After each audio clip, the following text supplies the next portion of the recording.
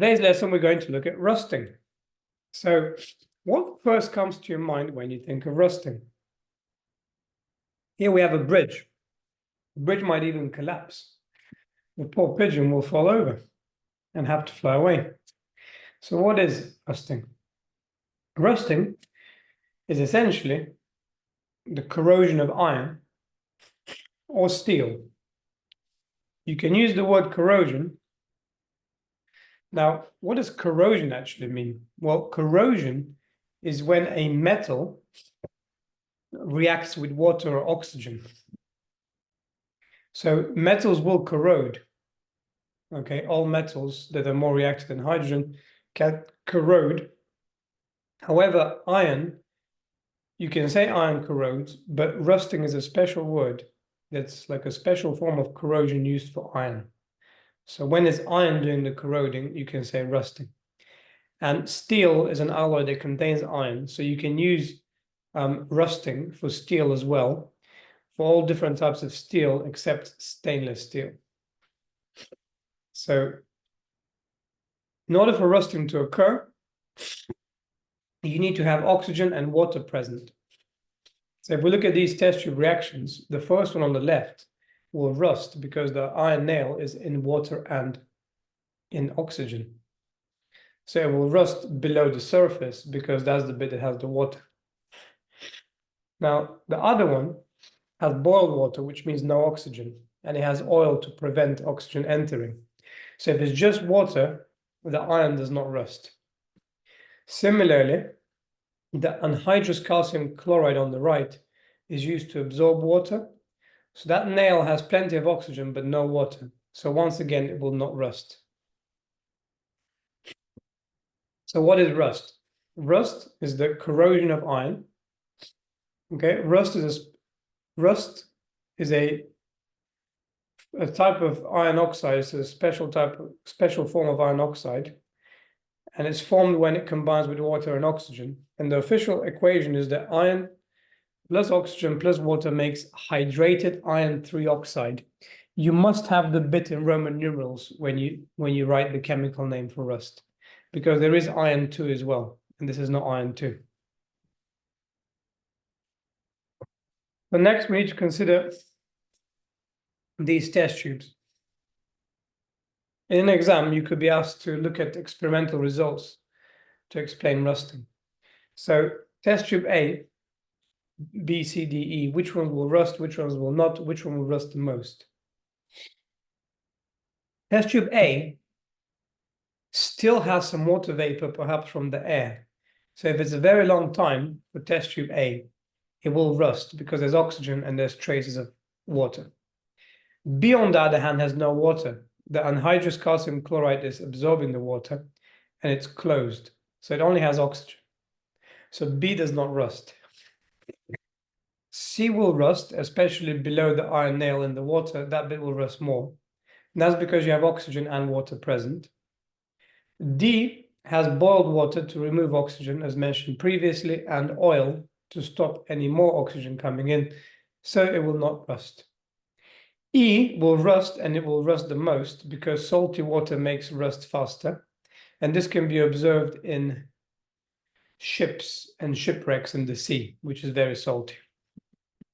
So rust, no rust, rust, no rust, the most rust. Next, we look at how to prevent rusting. By the way, during this reaction, the iron is getting oxidized, it's losing electrons because it's going from Fe to Fe3+. So in rust, there is a loss of electrons. So it's an oxidation. Okay, to prevent rusting, we have a number of methods we can use. If we look at this bike, we have a plastic coating. So ultimately, we're looking at stopping the oxygen and the water.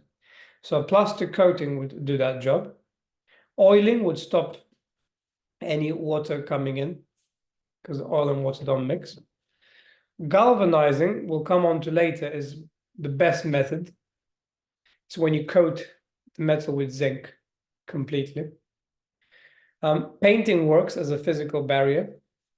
So the first kind of lowest level method to prevent rusting will be a physical barrier. To do a physical barrier, you can either do painting, oiling and greasing, or putting plastics. The main disadvantage of a physical barrier is that once you cut the paint, for example, in the car, then it will start to rust more and more and more. So you will have to repaint it, or you have to keep oiling it, oiling your bike. These are some more pictures showing you applications of where you would need to prevent rusting. Here's paint on a car, oil on a bike chain, plastic on a dishwasher. Now the tin coating on steel is also technically a physical barrier. Now, sacrificial protection is your next best method. And just like sacrifice implies, like a bodyguard jumping in front to save you, sacrificial protection is when you attach a more reactive metal. So this is the more reactive metal here, to the iron that you're trying to prevent from rusting. So the more reactive metal is going to oxidize first because it's more reactive, which means that the iron will not. Now you might say, well, there's a gap in between them. That's fine. The more reactive metal will still be the first one to react. So until that metal runs out and needs to be replaced, the iron is safe. So the more reactive metal corrodes first. You don't say rust, corrodes first. So the iron does not rust. Okay.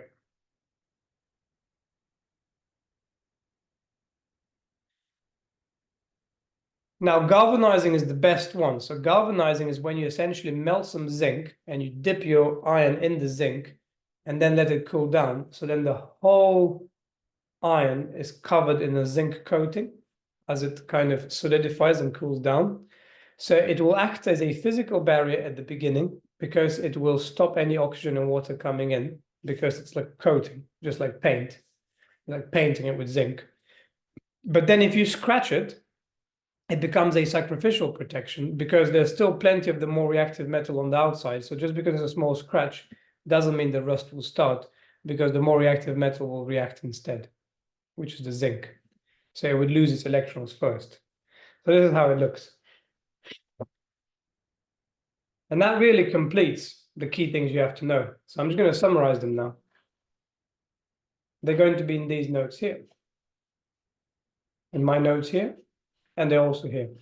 So if you want to read it in more detail, hydrated iron 3 oxide.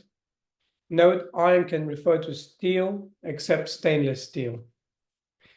So actually stainless steel, it will still contain iron. So you could say rust. If you increase temperature, obviously you speed up the rusting. So remember, the worst method was barrier, where you grease, oil, paint to prevent oxygen and water coming in. Then you have the sacrificial protection. So